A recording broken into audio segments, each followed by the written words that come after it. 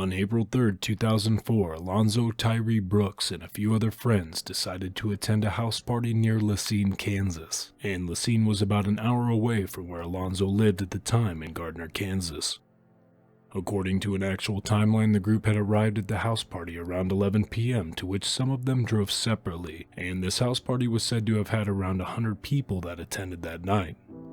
After arriving at the party, Alonzo's friends said that Alonzo and everyone else seemed to be having a good time. But at around 12:30 a.m., one of Alonzo's friends, Daniel, noticed Alonzo getting into an altercation with another partygoer due to a racist mark that was made towards Alonzo, to which Daniel had to get in the middle and break it up.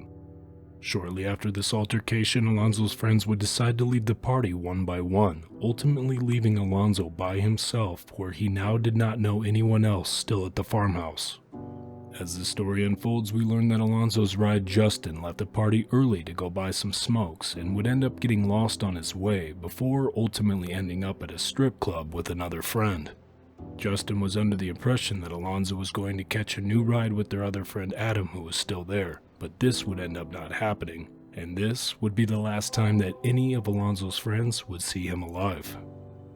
The following day, Alonzo's mother Maria would receive a phone call asking if Alonzo was home, but when Maria checked Alonzo's room, she noticed he had not come home from the night before.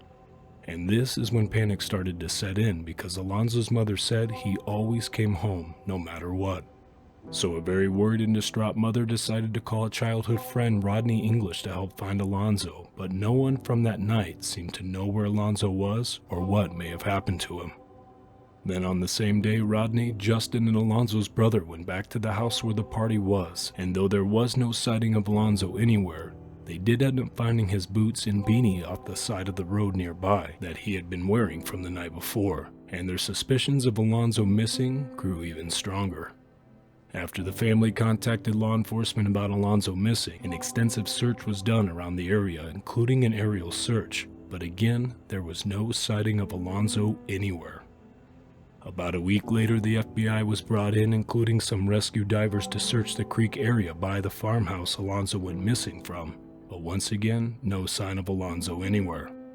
Then after about a month goes by, Alonzo's family goes back to the area where Alonzo disappeared, and while searching the creek area close to the farmhouse, a family member suddenly stumbles across Alonzo's lifeless body. That particular area had already been searched before that day, so the questions here are, when and how did Alonzo's deceased body end up in that creek?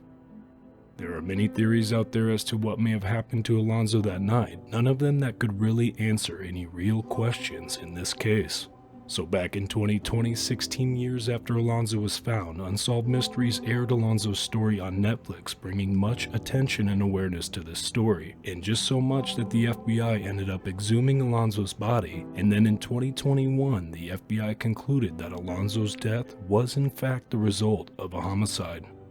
I'm your host, Drew V, and please join me later this month on my latest episode of Drew Crime as I try to go even further into Alonzo's story, and just maybe we can all start answering some more of these questions that do surround Alonzo Brooks' disappearance and death.